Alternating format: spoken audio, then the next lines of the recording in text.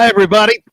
I'm Art Lewis, and this Social Stream Live today is going to feature the Region 7 Commission on Aging.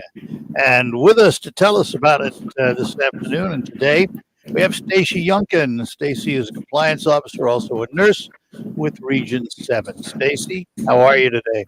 Good. How are you? Thanks for having me. You're welcome. Thanks for being with us. I think we need to start, and I do this every time with Region 7 because not everybody knows what it does. Right. So let's start with what is the Region 7 Commission on Aging?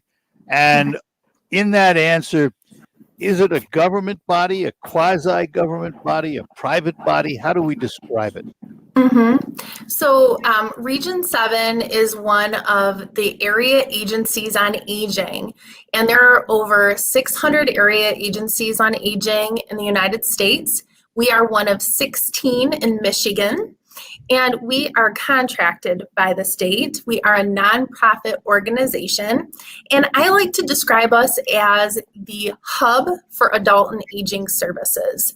So if there is a question about a resource in the community that someone needs, we are the place to call. I say that we're adult and aging services, but we also take calls from kids and grandkids looking for services for their loved ones as well. So as you know, everyone's aging and we have a lot of resources out there. We certainly are. We have a 10 county coverage as well. So our service area is really mid-Michigan, so Bay, Saginaw, and Midland. But then we also service Huron, Tuscola, and Sanilac in the Thumb, and then Gratiot County, Isabella County, Clare, and Gladwin counties as well. So we have a really wide range of service territory that we're covering. And was the Agency on Aging mandated by the federal government? Did they create it? So the Area Agency on Aging was actually created by an amendment to the Older Americans Act through the federal government, absolutely. And so we have adapted from that mandate to provide services in the community. And we also partner with local commissions on aging, divisions on aging, to make sure that services, intended services for those dollars get to community residents. Services like home delivered meals and things of that nature. So those are the services, caregivers. And of course, since it was part of the aging document there and the mandate by the federal government, they provided you all the money you will ever need. Well, I am really lucky to work with Region 7 because we really our focus is we have such great trained coworkers, professionals here that really leverage the federal, the state, and the local dollars to make it go as far as it possibly can and to get the services out to the participants in the community residents that really need it. It's one great thing about working with the agency. Now, Stacy, you're a nurse, so maybe we spend a little time talking about the healthcare aspects of this because I know that's your pride and joy. What healthcare services does the agency provide? Yeah, and are they direct services? Yeah, so that's a great question. Thank you for asking it. So we have many different branches in Region 7, and our mission is really to get the most effective, innovative care out to the community. So right now, one of our biggest programs we have is called the My Choice Waiver Program, and it's out there for individuals that are 65 or older who meet Medicaid and income requirements and need help to stay out of the nursing home when they could be admitted to one but don't want to be. And so we have nurses and social workers that go out and screen individuals for that program and actually have helped people and do go into the nursing homes or screen people from nursing homes and help them get back to the community. So our services here really are about keeping people where they want to be and providing that person-centered care. That's one of the many programs we have. We also have care management program, which is the same kind of caregiving services in the home. It's based on grant funds though, and it's for individuals who are 60 or older. And the great thing about Region 7 is you can give us a call at any time, and we have an information and assistance line that can help route you to the right services that you may qualify for, either within our agency or externally. Right now, I'm sitting in our medical clinic.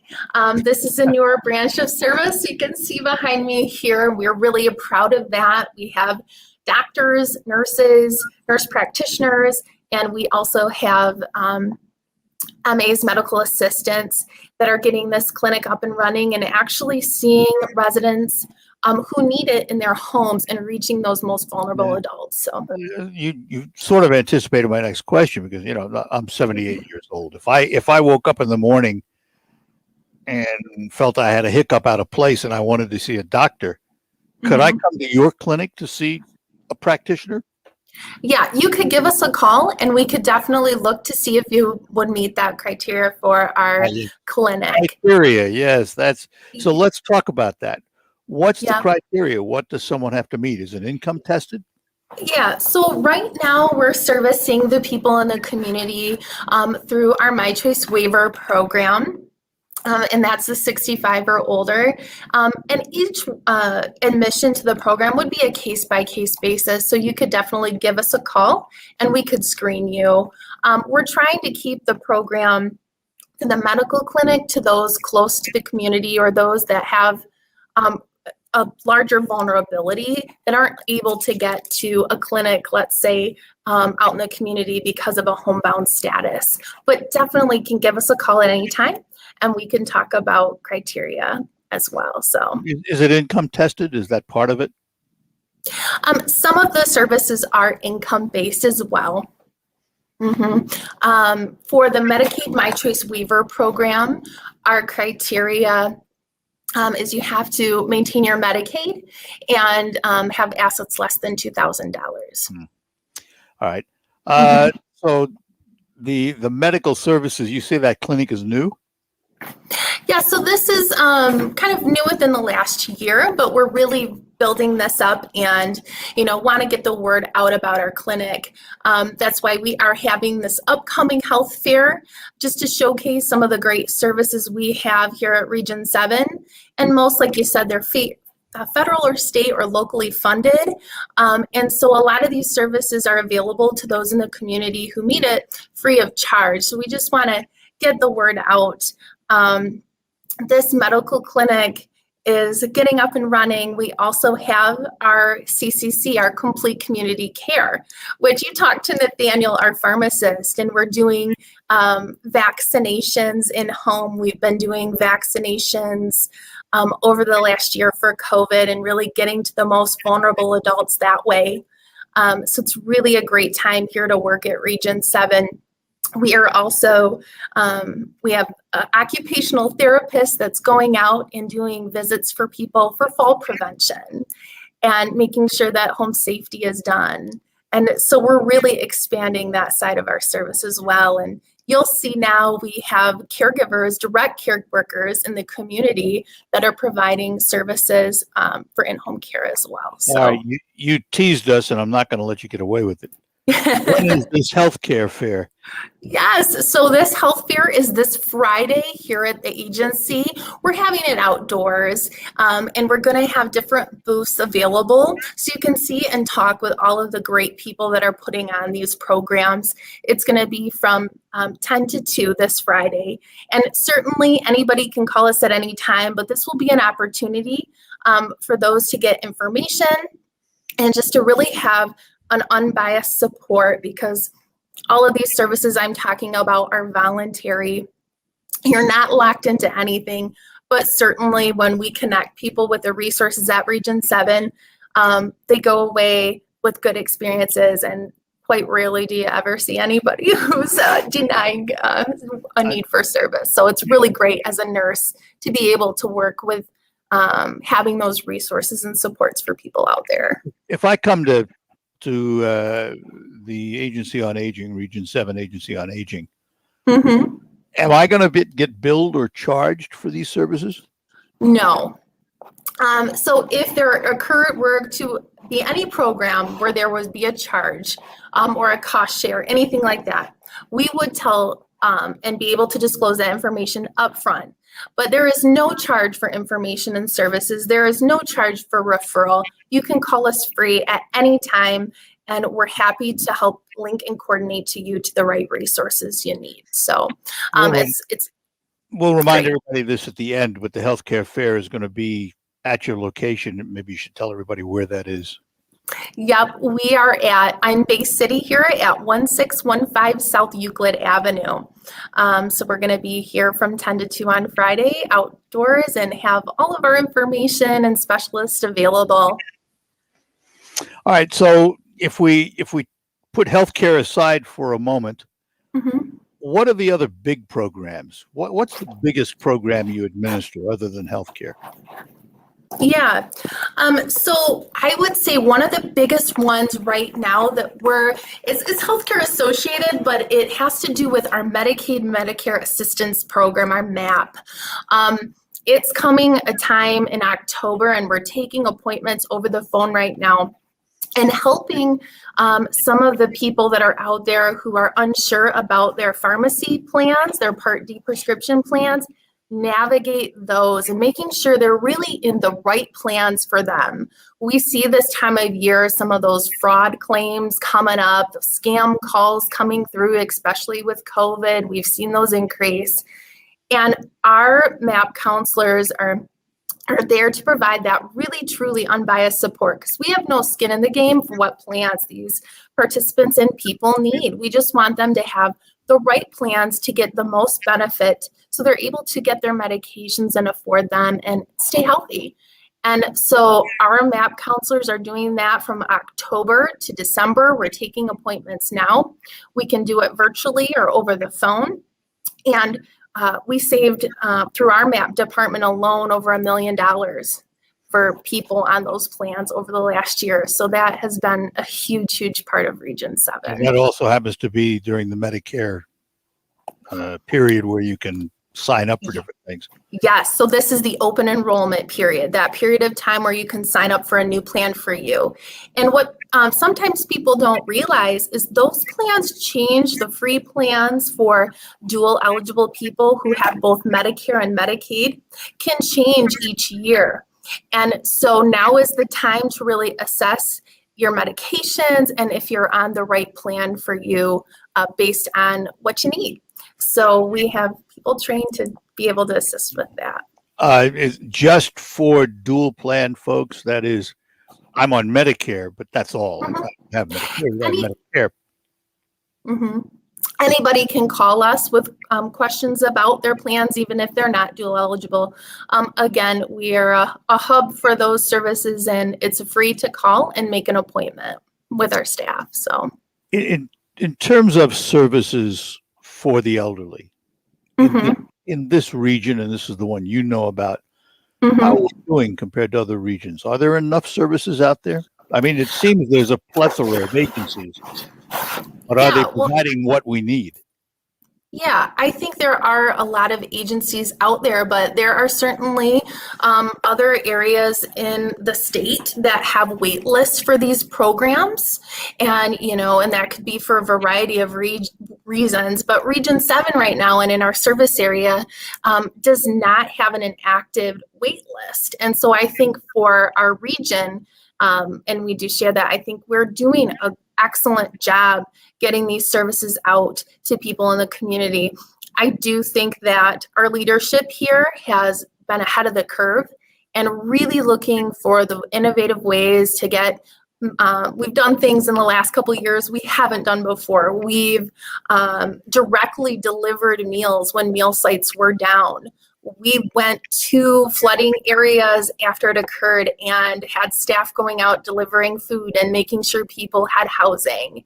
We helped rebuild wells in communities where fire departments didn't have access and did these vaccinations for COVID in home. And so I'm really proud of what our agency is able to do in the region. And I think it says about the staff, a lot about the staff that we have here and what we're doing is making an impact. Truly, I'm seeing that. So You're a nurse, so you're interested in healthcare.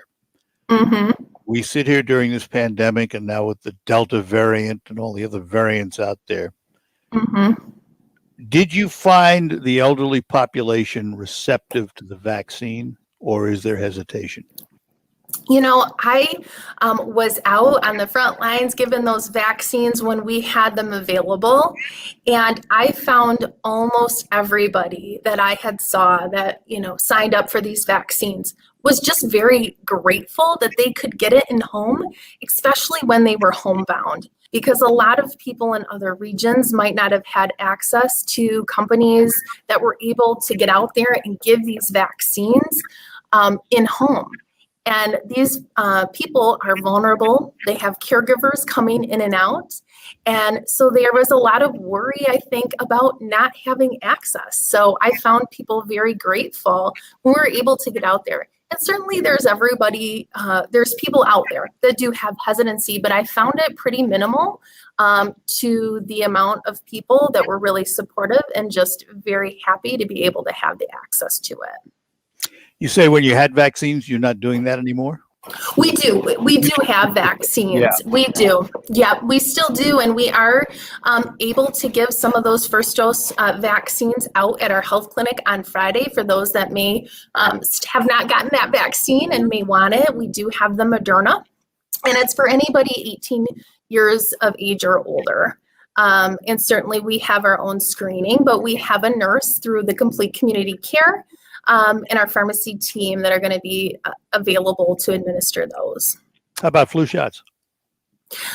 We have done flu shots in the past. I think we're looking to do those this year as well. We don't have those available quite yet, is my understanding. But we definitely have the capacity. You can give us a call and we can look into that as well. Now, you work with all of the various aging agencies around. Do they call you asking for specific services, or do you go to them? How does that function as an overview? Yeah, absolutely. So our services to the community, we're really working in partnership with the communities on aging and the divisions on aging, because we have participants that we're trying to keep out of the nursing home through My Choice Waiver. They usually have a higher care need, and vice versa, to the programs that they service that are grant funded, that are maybe a little less services are provided to those people in home because they don't need as much. And so a lot of the times we're working in tandem back and forth to collaborate with the units on aging to make sure that they, the people in the community get the right care they need, the right services. So we are always collaborating and looking to work together with the local area divisions on aging. As we begin to wind down, let's remind everybody again about your healthcare fair, the whens and wheres. Yep. So our health clinic is going to be this Friday, the 10th, out here at Region 7 at 1615 South Euclid Avenue here in Bay City. And we're going to have it from 10 to 2. And we're going to be available to answer questions, to provide resources, either for individuals or family members looking for services for a loved one, just here for community support and ready to help those who really need our service. So you mentioned something, I want to bring this up. You mentioned services to your loved ones. In this day and age, we're hearing more and more about caretakers, particularly because of dementia, Alzheimer's, and what have you. Do you work in that area? Yeah, so the really cool thing about our agency is that with our services, a lot of these services are meant to help reduce caregiver burnout, because we know that that happens. And a lot of the times we see family members are the ones that are providing care around the clock with no breaks, sometimes in between other family obligations or jobs. And so these services really do support keeping people at home and minimizing burnout for family members. Also, Region 7 right now, like I said, we are doing direct care, and anybody can check out our website, region7aaa.org/careers. we're looking for good people to join our team too. So come on out if you're interested, and we'll be there to talk about that as well. Well, Stacy, thanks for spending a little time with us today. We appreciate it. Thank you so much. I really appreciate you. And we'll do it again. Thanks a lot. All right. Thanks. Stacy Younkin with the Region 7 Agency Area on Agency. We thank you for being with us on this Social Stream Live. I'm Art Lewis. Bye-bye for now.